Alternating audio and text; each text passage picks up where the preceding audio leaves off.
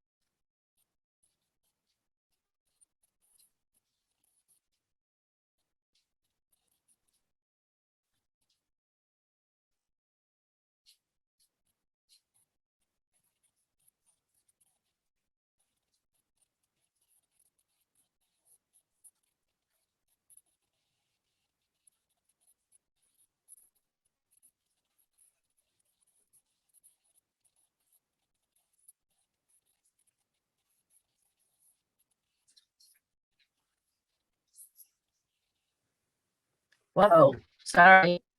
I don't know what happened there. We missed part of it. Let me see if I can get it going again and get to that point. but if not, we just won't see that part. Okay, I think we're probably about here.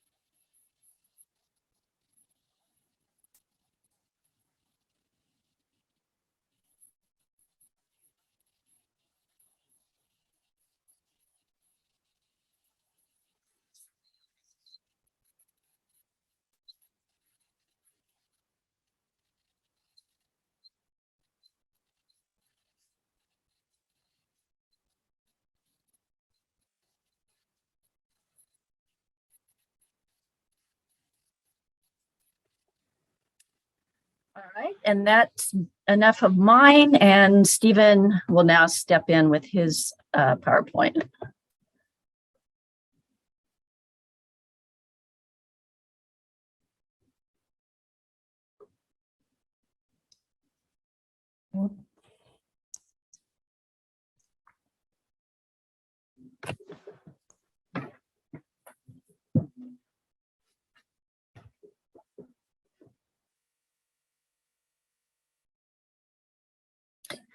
Stephen, you're muted.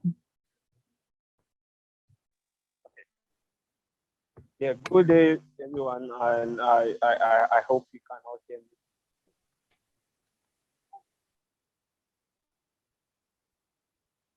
So I'm Stephen Dakyi, and I'm also a climate relief leader. I joined the program last year, and the program has been very insightful.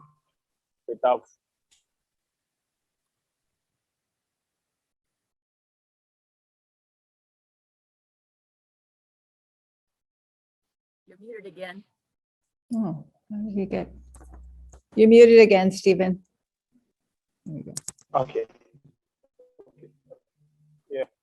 So yeah, welcome. I want to welcome you all to today's program, and I'll be talking about tech waste. I'll put together a little PowerPoint presentation size that I will be looking at tech waste as a whole, and there'll be a case of an area in Ghana where I'm trying to let us know the impact of what tech waste is having on us. And the presentation is going to touch about the impact on us as humans of the land, the water bodies around, and even animals that breathe around the area. So we'll move on to the next slide.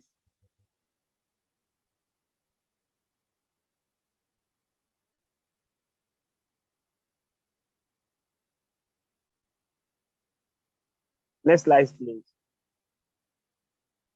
Okay. So yeah, as I said, I'm Stephen Dakyi. I'm a climate activist. I'm a freelance volunteer. I do volunteer in so many capacities.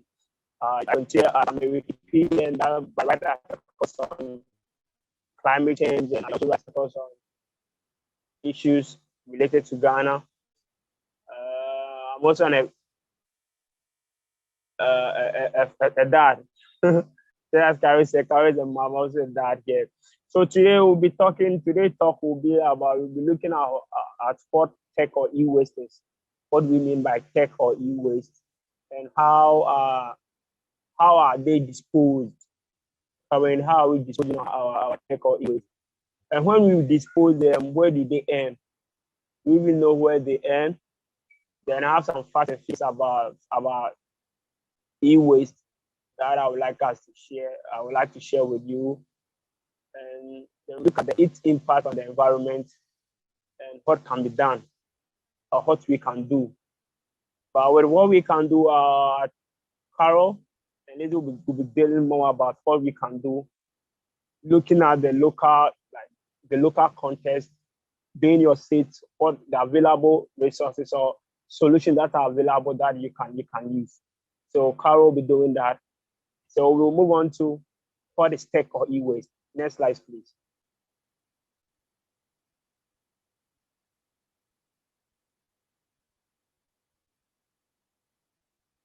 Next slide.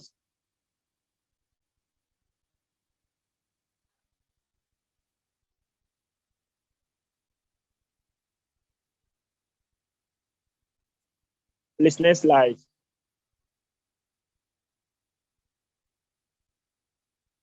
So e-waste is also known as tech waste. It's also known as electronic waste or e-scrap. So most times, both terms are used, like we interchange them, but they mean the same thing. So e-waste is the same as tech waste or e-scrap. So what are e-waste? So they say e-waste refers to all items of electrical and electronic equipment. That's the EEE. And its part that has been discarded by its owners as waste without the intent of reusing them. So any electrical or electronic equipment, the equipment as a whole, or any part of that equipment that have been discarded by the owner as waste without the intent of reusing them. So there are instances that owners of electronic items, electronics devices, electrical items, electric devices sometimes discard some of these devices and regard them as waste.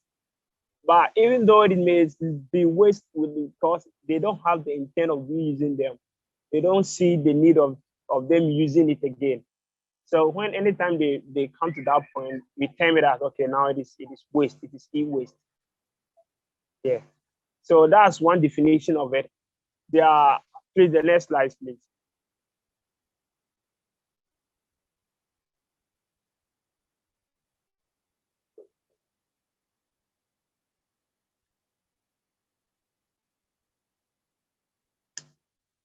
So the UN defines e-waste as any discarded product with battery or plug and features toxic and hazardous substances such as mercury, lead, dioxide that poses severe risks to humans and environmental health. So when we look at our first definition, it was a little bit broader, which tried to categorize or capture any electrical or electronic devices that the owner of that device intends not to use it again and seems that it is waste because he doesn't want to use it again. And in that instance, there are instances that owners of such devices may not dispose them. They still have it at home. So maybe an old phone that you use, then you've got a new phone. So that old phone, you're not having it at home you are not using it. But you have also not disposed or discard it. And it is in there, it is waste because you are not using it. Then the UN definition goes on further to let us know that any product that contains battery or a plug and also filters toxin and hazardous substance. And this substance, we are looking at mercury, lead, and the dioxide. There are other harmful substances that most of this electronic device contains.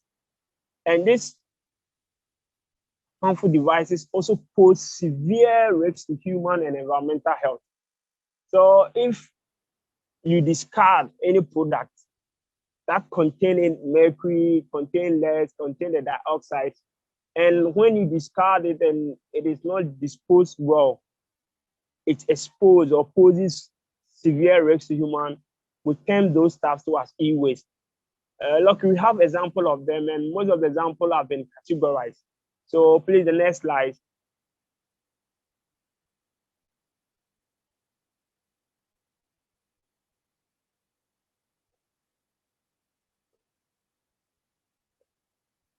The next slide, please. Okay, so we have examples of electronic waste.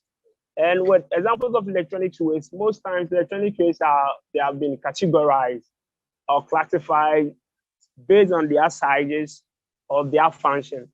But this example here, and in which classification is based on the partnership on merging ICT for development. So they came up with this classification with examples under it.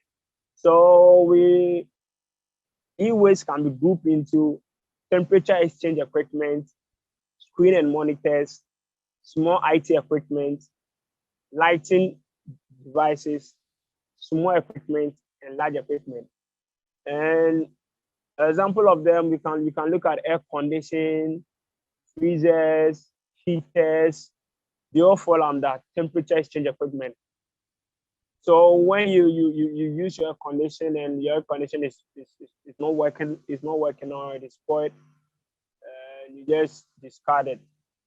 The moment you stop using it and you give it out, you have created a waste, and that discarded air condition, freezer, heater becomes an electronic waste, becomes an e-waste. We can also talk about our TV sets, our laptop, our projectors, our scanners, our printers. We have microwaves, electronic shavers, washing machine, stoves, mobile phones, keyboards, mouse, all electronic devices. As long as it uses electricity, it has plugs that help it to use power, that's electricity power, or it uses battery. They are all electronics devices. And these electronic devices, when they are disposed, they become e-waste. Here's the next slide.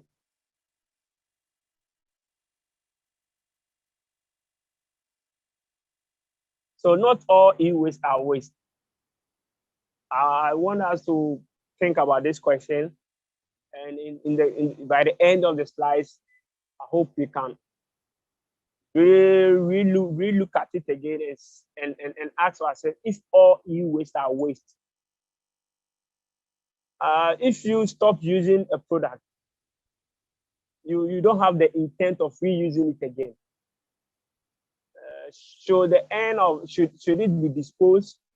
And if you are disposing it, should you be thinking about where that product will end?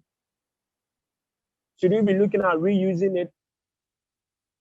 Is there anybody who may also be in need of the same product? Because there are instances that the product that you think you don't have the intent of reuse again, or you are disposing, it's not mainly because the product is not working or it's in bad shape, but because there's a new model out. So yeah, I want to buy the new model. Especially with our mobile phones, day in, day out, every year new models start coming up. So what do? The old phone that you were using, that you are no more using it, that is still occupying space. Is it waste? I hope that after this presentation, we will all look at this question again, think deep about it, and let's ask ourselves that question. If all e-waste are waste. Please, the next slide.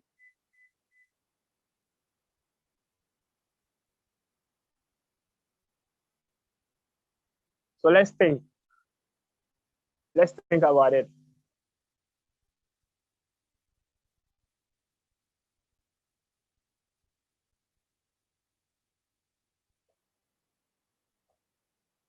Okay. So I said I want us to look at some statistics, some data or figures on e-waste. So this is data that I got from Statista 2021 that gives us, that shows us the amount of e-waste that was generated worldwide. And when you look at the graph here, each year, starting from 2019, 2020, 2021 to 2022, the amount of e-waste that we create as humans keep increasing. You could see that it always keeps going down. And we look there in 2022, this is just a projection, and we are heading closer to 60 million metric tons of e-waste is projected that as humans on Earth, that's the amount of e-waste that we are going to create. roughly we are doing 60 million metric tons of e-waste. That is the amount of e-waste that we are going to create. And if anything is not, like, we don't look at it or work to reduce it. When we look at in 2019, we did about 53 million, about 55 million, 2021, 57 million, 2022, we are heading towards 60. So by 2030, we'll be doing 4 times this number. The question is, where are we disposing it? Where would this waste be ending up at? Do we still have mechanisms to control, to make use of this waste? That's another question for us. Please, the next slide.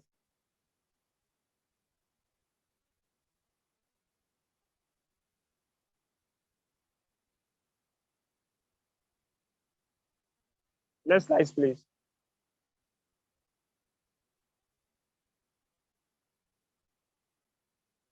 Okay, so there's another fact. Did you know that about 80% of a mobile phone component can be recycled? Please, let's move on to the previous slide.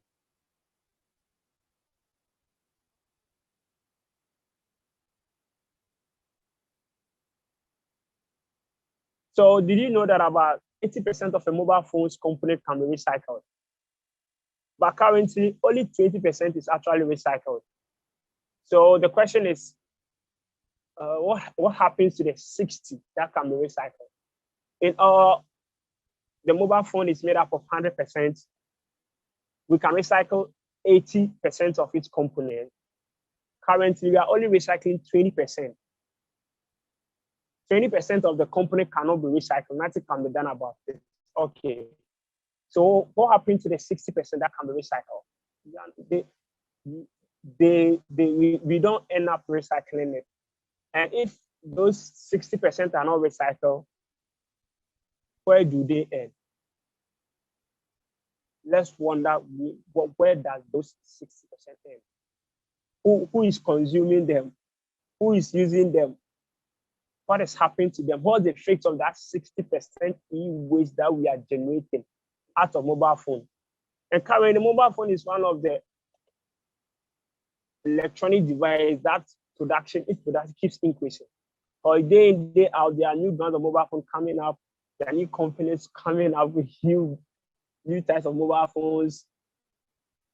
And everyone is using a mobile phone. And since a lot of us are using mobile phone, meaning mobile phone is also becoming one of the biggest e-waste that we are creating. But we are not doing much. We are not recycling them. We are just recycling 20% of it. So I don't think we will find out, would recycling be the option? Should we just be looking at the recycling, or we should be looking at reducing? So Carol will be going more into it. The 3 hours. Please, next slide. Hey, Stephen. Yeah.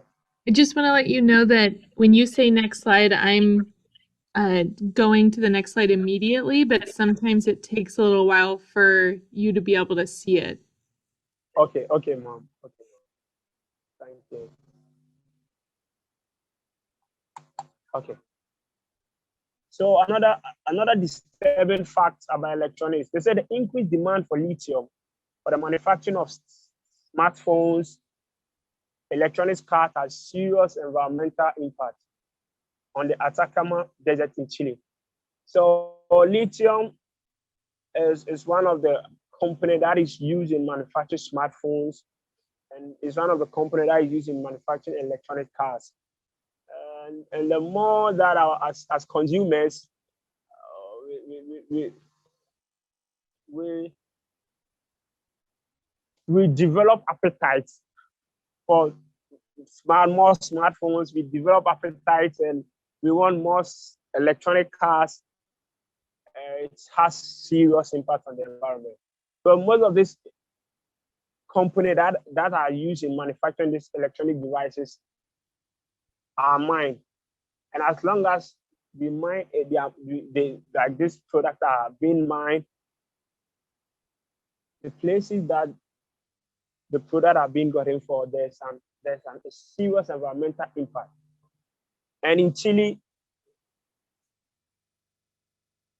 in Chile, it is being felt. When it comes to Africa, in the Congos, there is serious issue, environmental degradation going on because of our appetite for smartphones, our appetite for electronic cars, our appetite for fast cars, our appetite for fast stuff and fast living. Currently, e-waste accounts for 70% of all toxic waste production. So of all toxic waste production on this earth, waste from mines, waste from factories, e-waste account for 70% of it. So if we said, okay, factories are producing waste. Texas factories are producing waste. There are other factories are producing waste, toxic waste. We don't have control over it. The only thing we can do is, okay, let's cut consumption of those products. But what about the waste that we are producing as like what we are producing? Because e-waste are waste that we consumers produce. We use the electronic devices, we use the electrical devices, and we dispose them. What can we do? What can we do? With that waste, it is in our hands. We have control over it because it amounts to the highest percent of all toxic waste production. E-waste is amount to the highest of that 70% of all toxic waste production. And these are things that as ordinary citizens, as long as we are using electronic devices, we are using electrical devices, we can act now and do something about it so that we can cut down on the production of toxic waste. They said only 17.4% of e-waste discarded in 2019 was recycled. And this was a report by the United Nations. The United Nations 2019 report that only 17.4% of e-waste discarded was recycled. So we produce 100% of e-waste. And out of the 100%, only 17.4%, so less than 20% of it was recycled. But the notion is that after using my electronic devices and I dispose it, it will be recycled. In 2019, all e-waste that was disposed, only 17.4% was recycled. The question is, let's wonder where did the other 82%, where did it end? Where did the 82% of e-waste that was generated in 2019, where did it end? And that will take us to our case study, where most of the e-waste that was generated around the world ended in Accra. And I'm going to share with you the impact of that to humans, to the environment, to the ecosystem as a whole of that place. Next slide, please.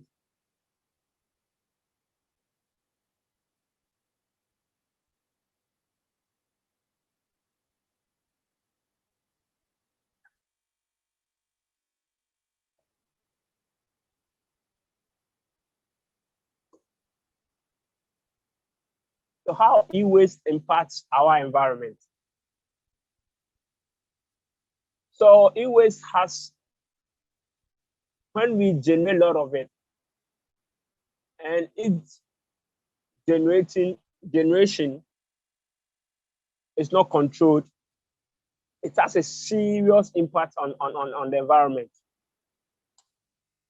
And it affects climate too.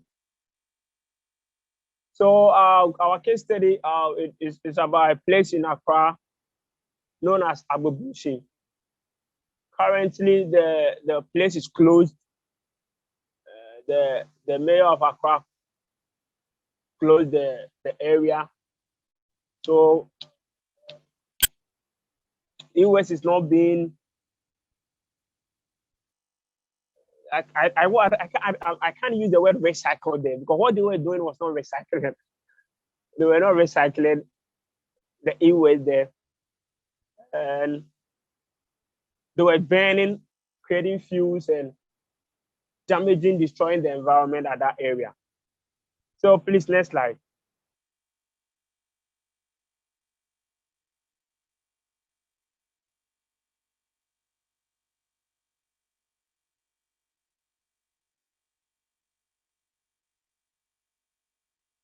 So Agbogbloshie, the world's largest e-waste dump. So when you search for Agbogbloshie on when you Google Agbogbloshie,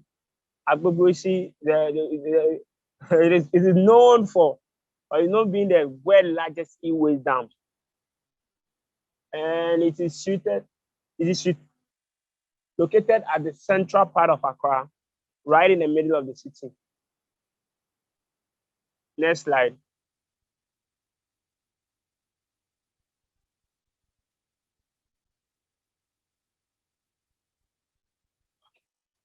So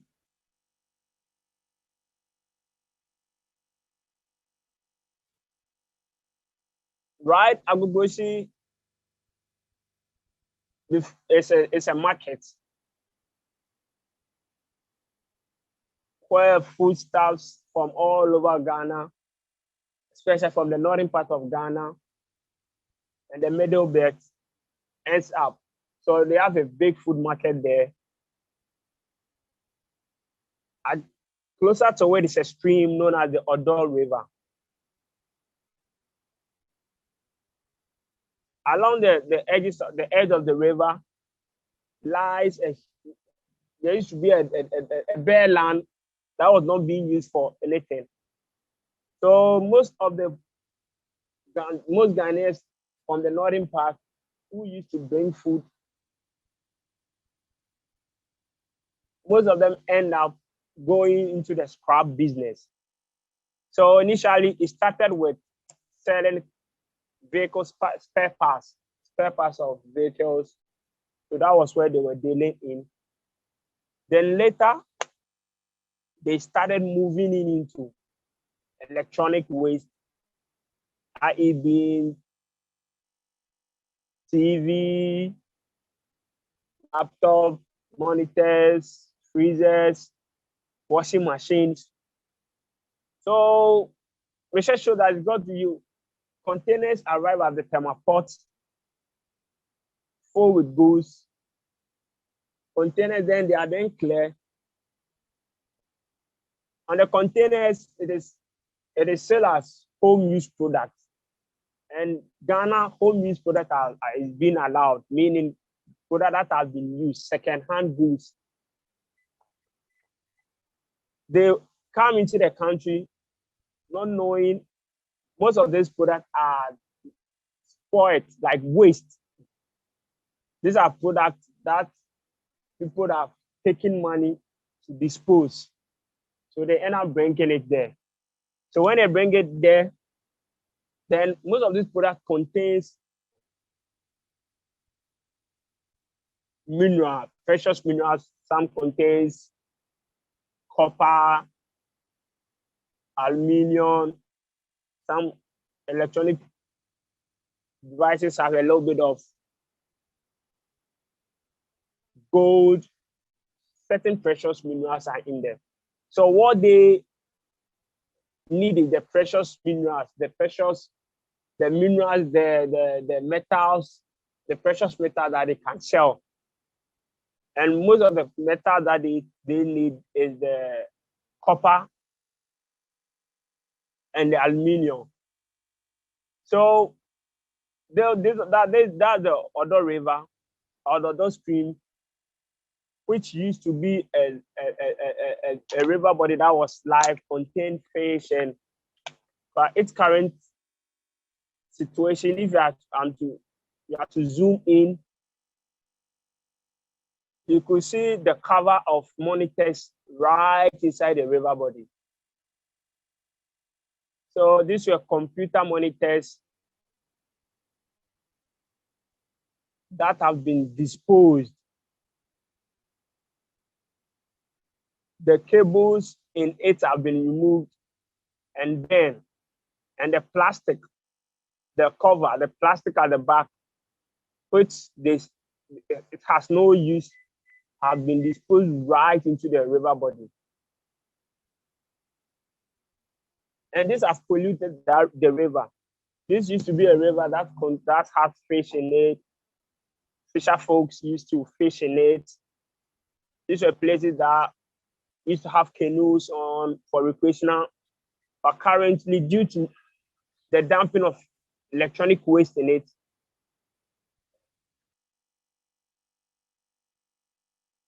it is now dead. Yeah, it's because there's no living thing in it again. It is toxin. It has been polluted, and now nothing can come out of it. Next slide.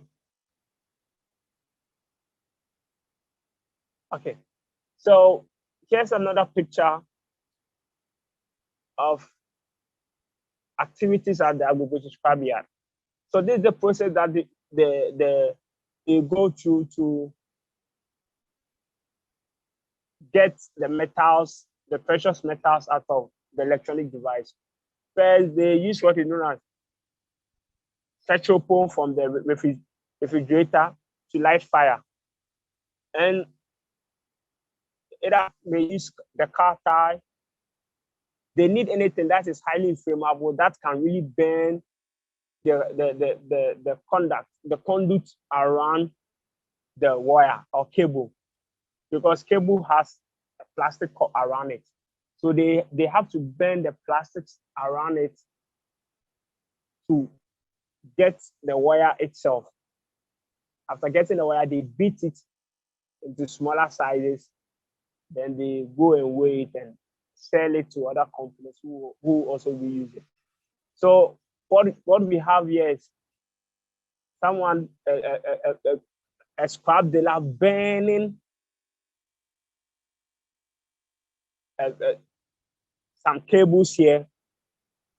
And I want us to draw attention to the fuse, the smoke that is being generated, the color of that smoke, and how toxic and hazardous that smoke is. And these are places that has kids around, kids hawking, selling water. They have people of school going age around, and it's really have serious health implications on those who work there. That's the impact on the soil.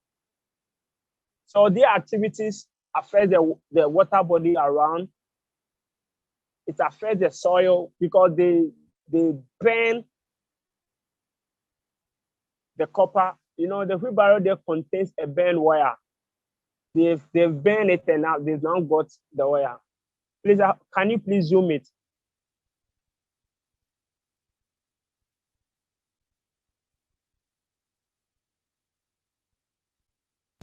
I don't think I can zoom. Okay, no problem. So the wheelbarrow there contains, so that's the finish. When they are done with it, that's the copper that they are looking for. This is what they are looking for. But initially, this copper or this cable contains conduits or rubbers around it. So they have to burn it. When you look around, this used to be a place that had vegetation. This place used to be green. But because of the burning, you can't grow anything here. No plant will survive on this land. Because all living organisms in there have been, the heat that they have been exposed to, apart from that, to the toxin around that place is very, very, very, very, very dangerous. So currently, no vegetation. It's now a bare land, which the government wants is leaving it for some time to see what they can use the land for. So e-waste also has a serious impact on the environment, or on the soil or the land that the recycling, the burning is going on. Apart from that, too, the whole place looks dirty. They just dispose the product that they don't need around.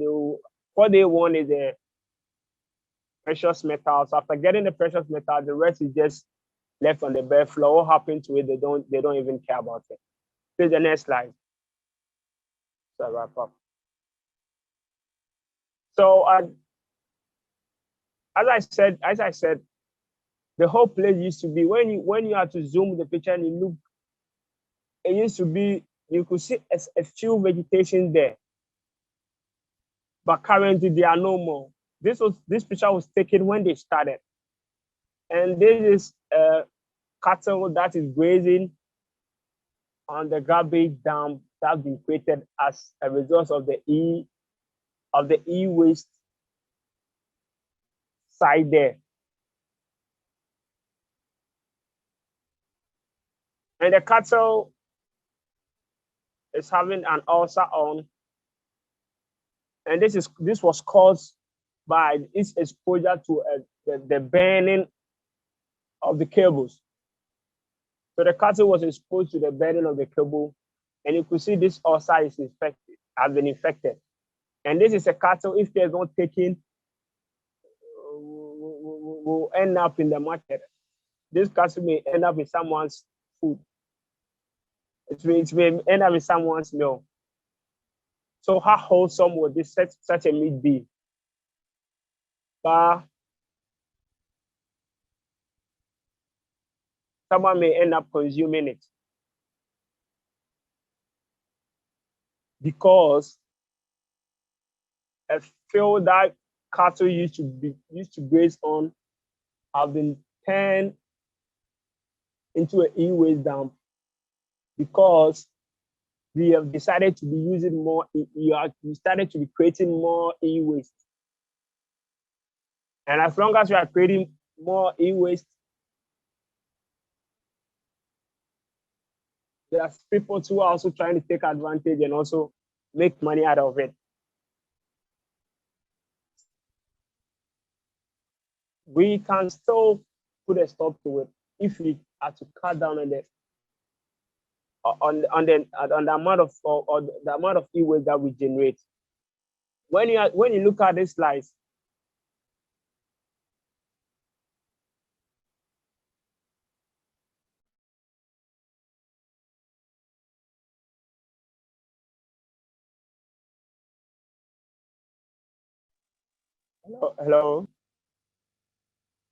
hello. You're on. Okay. So this next slide.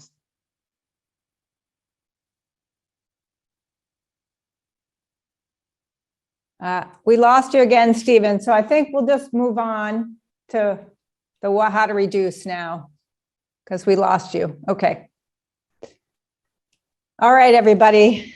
That was a lot of, I don't know, every time I see Stephen's slide, I feel a tiny bit overwhelmed. But we're going to move on to how to reduce, reuse, and recycle. I don't think we're going to have time for Rebecca to share more information, but we'll do this part first. And then if we do have time, she can go ahead and give us a little more information after we move into a little more uplifting stuff. You got that, Rebecca, the slide? It's okay. I can just go ahead. So the first piece we want to talk about as far as reducing is the difference between a want and a need. So Stephen, briefly kind of touched on this, and I'm sure most of you have heard of planned obsolescence, but a lot of what's happened with electronics and technology through the manufacturing end of it is planned obsolescence, which means that things aren't meant to last very long, which has us buying things more and more often. Things break easier, things are glued together versus screwed, which once they break, it makes it really difficult to repair things. And so we've, not only on the manufactured end is there this planned obsolescence to continue consuming, but on our end of it, there's also, the consumptive desire that comes in us, sort of the addiction to have more new and shiny things that isn't, again, an individual, we're not blaming anyone about it. It's sort of how we've been set up to want to consume more and more things. And so the first step in reducing our e-waste is to reflect on, whether something is a want or a need. So even just an example of telephones. So yes, now we have these, smart, shiny phones. But when I was a child, we had a telephone, and the telephone was actually used to communicate verbally with someone that was in a different place.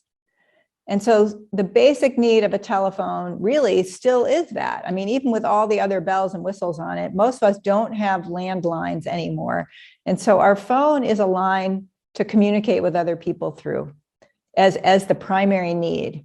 All the other things on our phones, for many of us, some people use them, as their only computer. So let's say that could be more of a need for some people. But for many of us, we have a phone, we have a laptop, we have a desktop, we have an iPad, we have the assortment of things. So going from want to what we really need, and to slow down the purchase price, the purchase point, one of the first things we can do is learn to pause. So we have to be more mindful, and pausing can be choosing to wait 24 to 48 hours before the desire to buy something. And then the purchase point is to give you time to reflect on, whether you're just desiring something new and shiny, whether you're wanting to keep up with the Joneses. It gives you some space and time. So that's one of the things that I do is I don't ever buy anything. I don't buy anything right when I want it. I give myself a little time and space to reflect. And often I will hold off now at this point. I've learned a little bit about that. Okay. So the second way we can reduce is to repair things first. So before we buy something new, to look into repairing. And what I've said earlier, one of the tricky things about repairing is because of planned obsolescence, if it's glued, it's a lot harder to repair than if it's got screws in it. So if you're buying things, knowing that it's screwed versus glued is helpful. But repairing is actually kind of an amazing option right now. And YouTube is one of the biggest gifts you could have in the repair industry if you want to try to repair something yourself. I was just sharing with Rebecca, we have a neighbor whose ignition in their car went out, and they looked to have it repaired at the repair shop, and it was $400 something. So he did a little investigating, found the part for like $25, and found a YouTube video and was actually able to repair his own ignition thing. And he actually did it on his own. So, there are resources out there for those of us who want to engage with repairing ourselves. And then there are repair shops, as you know, in most towns, fewer than there used to be. But for the most part, you can find a way to get something repaired these days. You could even trade with somebody who's more of a repair person than you are. So that's the second one. The third thing that's suggested is to look at the consumer index on your technological things and buy things that have, often they cost a little more, but that are known to function longer and better. And they might be pricier in the short run, but in the long run, they will outlast a cheaper thing. And so I recognize that for some people, that's more challenging than others, depending on your economic well-being, but to just put that in the hat of things you could do. The fourth is to consider sharing some electronics. So particularly you can share, we have neighbors that share lawnmowers, other, electronic things that you use for yard care or tree care, or any of those things. I know that the library did start a thing, I believe in Sisters or Redmond, where you can rent some small appliances. And there are other places in town where you can rent things short term. So if you need something for just a short period of time, you can rent versus buy. And you could even, chat with neighbors about thinking about sharing small kitchen appliances and all of those things. And then the next one is to buy refurbished or used, to consider buying things that are reused. So one of the things I did when I needed a new phone, because mine completely went kibosh, is I went and bought a used phone. I bought a secondhand phone for my next phone. And then the other thing you can consider doing is to look into repair legislation. There have been some things that have gotten tabled, but there is legislation to make repairing easier, to make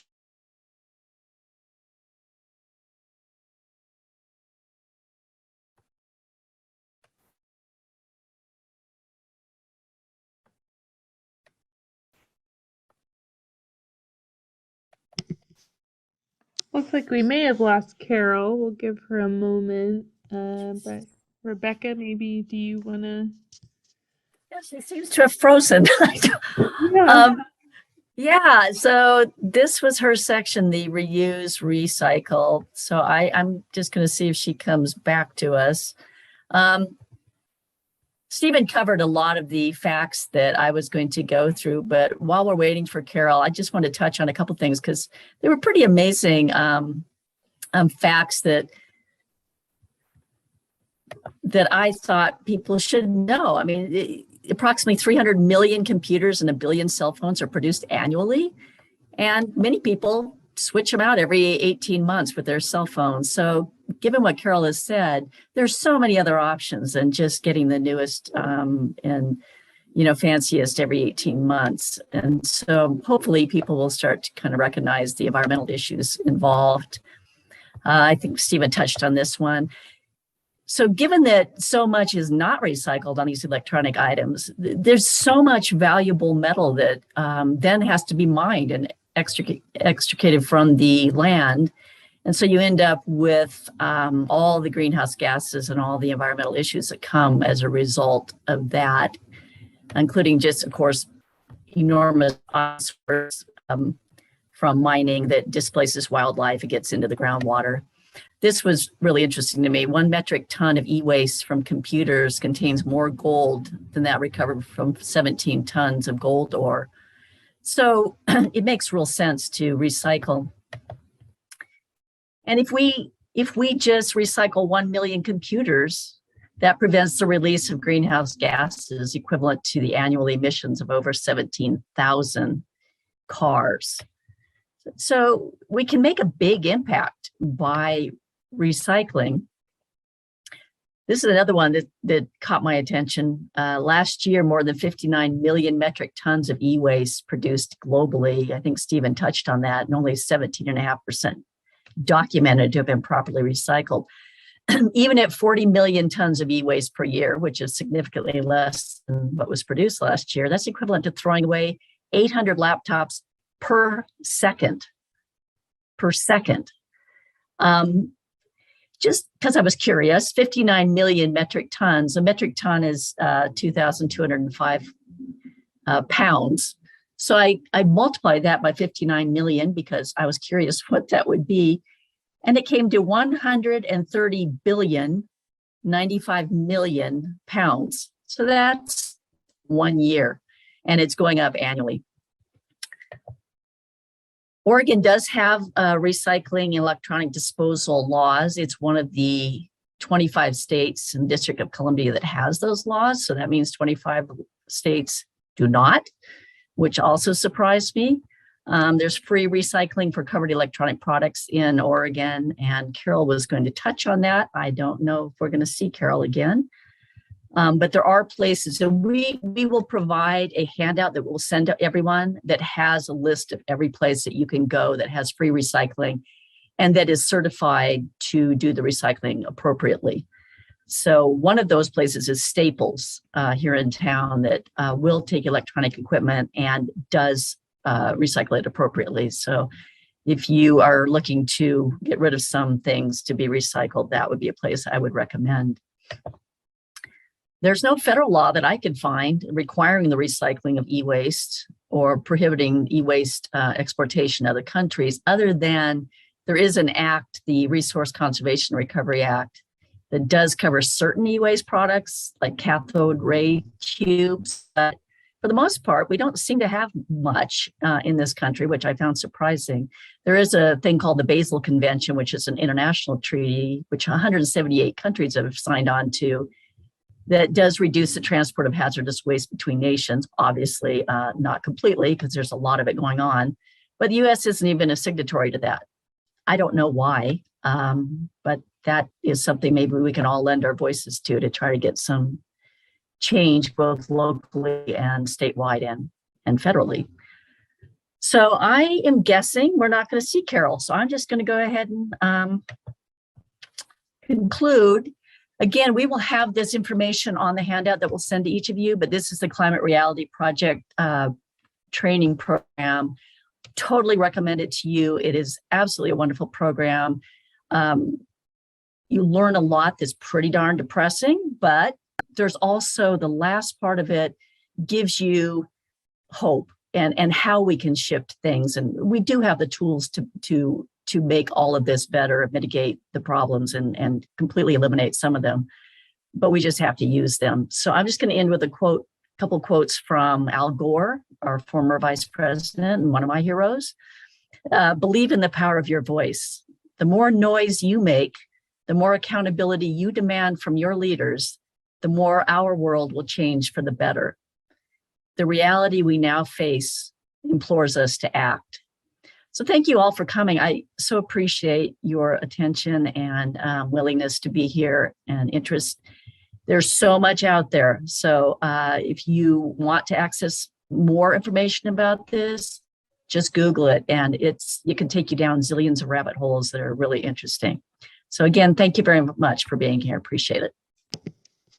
Thank you. And Rebecca, before you go, I just wanted to see if anyone in the audience had any questions. Feel free to put them in the chat. And I will be sending out the handout and all the links and a link to the library of things that we have here at the library. We do have things like an instant pot and stuff that the purpose is that you can test it out and see if you like it before you buy it. So just see if anyone has any questions. It is a lot of information to take in. What do you think about the present move towards electric cars? Oh yeah, well, there's a whole nother topic, right?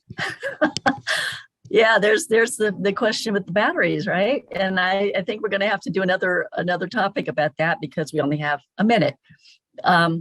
But yeah, I'm not an expert on any of this, nor was Carol or Stephen. We're just really interested in the topic. So research, we all need to just research it and start making our voices heard if you think that there's issues. Yeah. A lot of multifaceted aspects to that question too. So, but thanks for that question. It's huge. Right. Yeah. Yeah. Well, I want to thank Rebecca and Stephen and Carol for sharing with us, and hopefully we can all do some more research and understand more of how we can be part of the solution for this. So thanks for your time, Rebecca, and thanks in the audience for being here this afternoon. I hope you have a good weekend. Thank you. Thank you, Laurel. Thank you, everyone. Thank you. Bye-bye. Thanks, Stephen. Bye, Stephen.